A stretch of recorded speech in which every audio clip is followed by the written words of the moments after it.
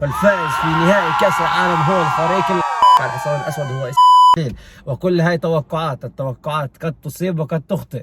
مع بداية كأس العالم أول مباريات لكل فريق حنعرف طبيعة الفرق وحنعرف. السلام عليكم ورحمة الله تعالى وبركاته. أهلا وسهلا فيكم بفيديو جديد وشرح عن المباريات وشرح عن كأس العالم، عن برنامجنا في كأس العالم. من السيارة هالمرة بنصور، وين الظروف بتسمح نصور راح نصور. فنحكي سريع عن كأس العالم، عن متعة كأس العالم في البداية، عن المشاكل اللي بتواجهها قطر في استضافتها لكأس العالم كدولة عربية شرق أوسطية مسلمة. فكنا لازم نوقف معها، كنا لازم ندعمها قلبا وقالبا، ان كان في الروح على الكاس، وان كان في الهاشتاجات، وان كان الى اخره، لدرجه انه الفيفا نفسها بتحاربها في طريقه غير مباشره. فخليكم معنا في حلقه جميله عن كاس العالم سريعه خفيفه نشرح فيها برنامج كاس العالم، مباريات كاس العالم. فضلا وليس امرا، لايك شير سبسكرايب للفيديو، ادعمونا. في عنا شو نعطي في كاس العالم، في عنا شو نقدم في كاس العالم، في عنا ما بعد كاس العالم، عنا لعبات راح نصورها من ارضيه الملعب. فادعمونا، خلي القناه ترجع لوضعها الطبيعي وترجع تشتغل ازيد. شكرا لكم جميعا على الدعم، انتظرونا في فيديوهات قادمه وان شاء الله عطاء جديد. السلام عليكم.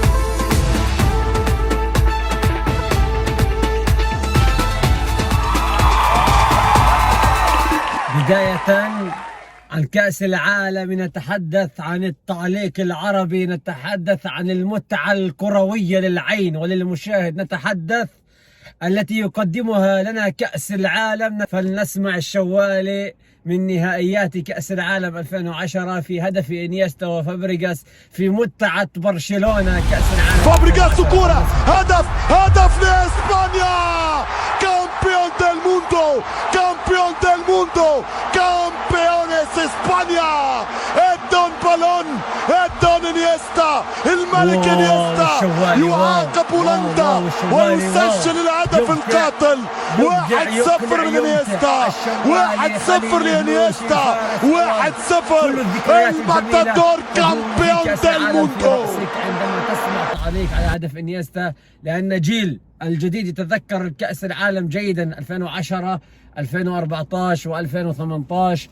فكان له ذكرى لكل عاشق مدريدي برشلوني، لكل عاشق لكرة القدم بشكل عام، لأن إسبانيا كانت تقدم كرة القدم بحد ذاتها هي متعة لن يمر مثلها على مدار التاريخ.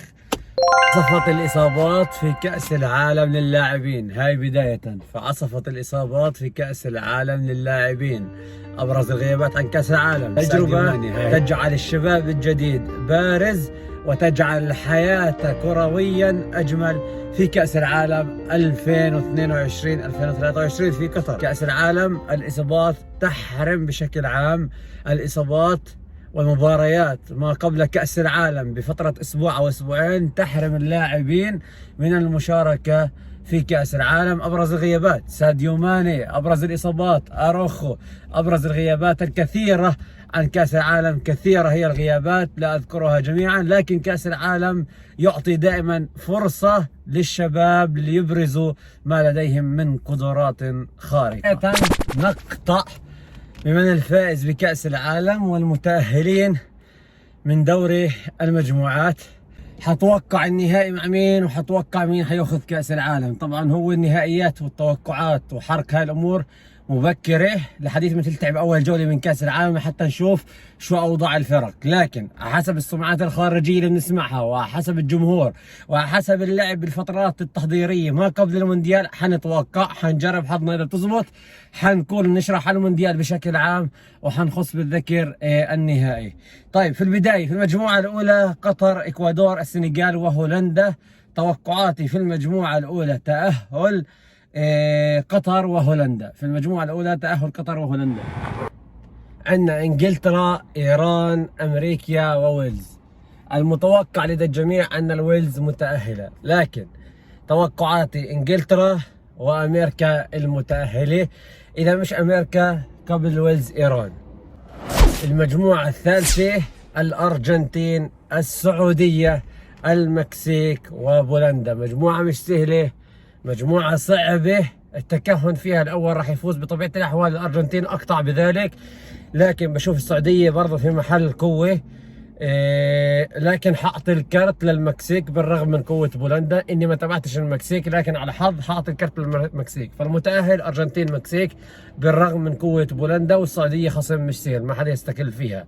المجموعة الثالثة بطلة العالم 2018 فرنسا، واللي بتأهل من الفيفا اللي هي بين الإمارات وأستراليا والبيرو، الدنمارك وتونس. أنا بشوف الكرت حيكون فرنسا الدنمارك، لكن أيضا لا أستغرب بتأهل تونس من المجموعة.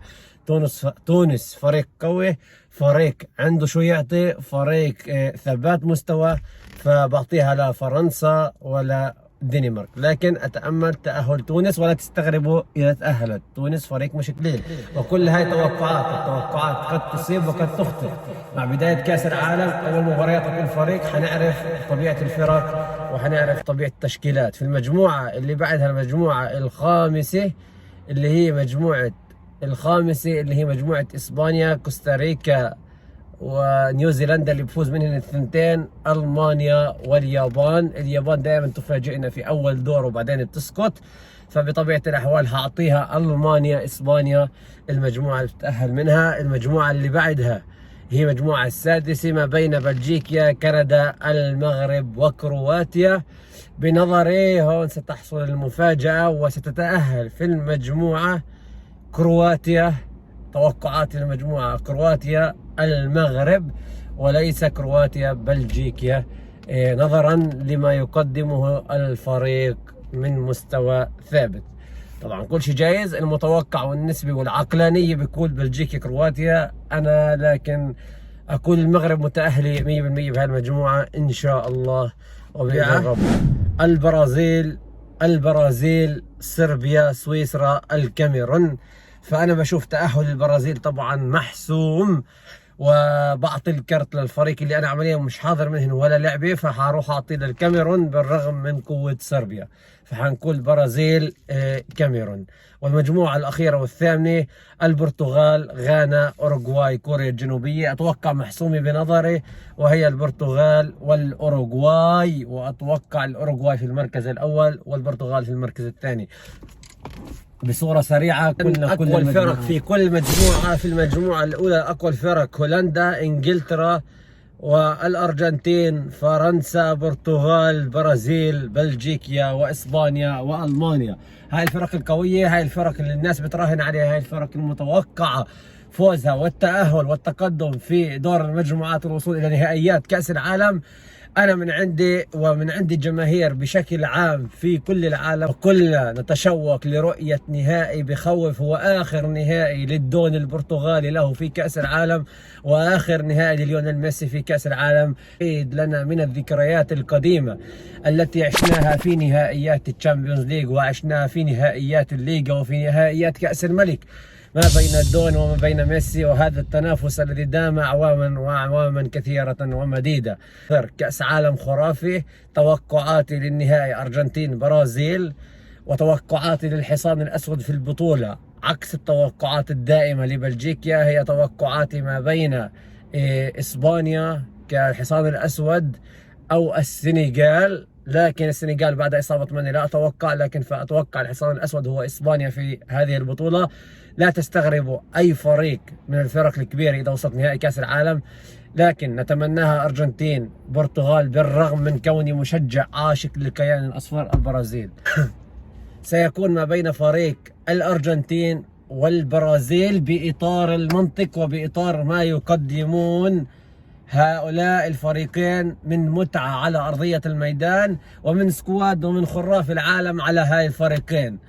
مع انه انا برازيلي، لكن اتمنى نهائي برتغالي ارجنتيني، نتمناها تتويج لليونيل ميسي، نتمناها تتويجا ايضا للدون. وحبي لهذا الثنائي الكبير الذي عودنا دائما على العطاء يجعلنا نطلب نهائي خرافي برتغالي ارجنتيني، لكن المنطق يقول ارجنتين برازيل في النهائي، والفوز للارجنتين في نهائي كأس العالم. فالفائز في نهائي كأس العالم هو الفريق الارجنتيني. توقعاتي ان شاء الله سيتوج بها ميسي. في قطر 2022. بالنسبة لكأس العالم لخصناه بصورة سريعة، حكينا عنه بصورة سريعة، أنه النهاية أن الفرق اللي متأهلة، أن الفرق اللي كذا. قطر ستشهد حدث تاريخي، الأمة العربية والإسلامية ستشهد حدث تاريخي سيسجل للتاريخ، وستثبت قطر للجميع أنها ستبقى وما زالت تستطيع العطاء، وتستطيع دولة إسلامية صغيرة القيام بأشياء عالمية وباستضافات عالمية خرافية بإطار منطق. الكل يحارب قطر لأن قطر تحترم دينها ولا تريد المثلية الجنسية في قطر ولا تريد الشذوذ في قطر، وهذا ما ربانا عليه ديننا، فكلنا داعمين لقطر. انتظرونا إخواني أعزائي المتابعين في حلقات جديدة من كأس العالم، في انترو جديد لكأس العالم إن شاء الله، بثات حي ومباشر في كأس العالم. لكن قبل كل شيء سنكون إن شاء الله في مباراة برشلونة مانشستر يونايتد من قلب الكامب نو ونغطيها لكم بإذن الله. دمتم بخير والسلام علينا.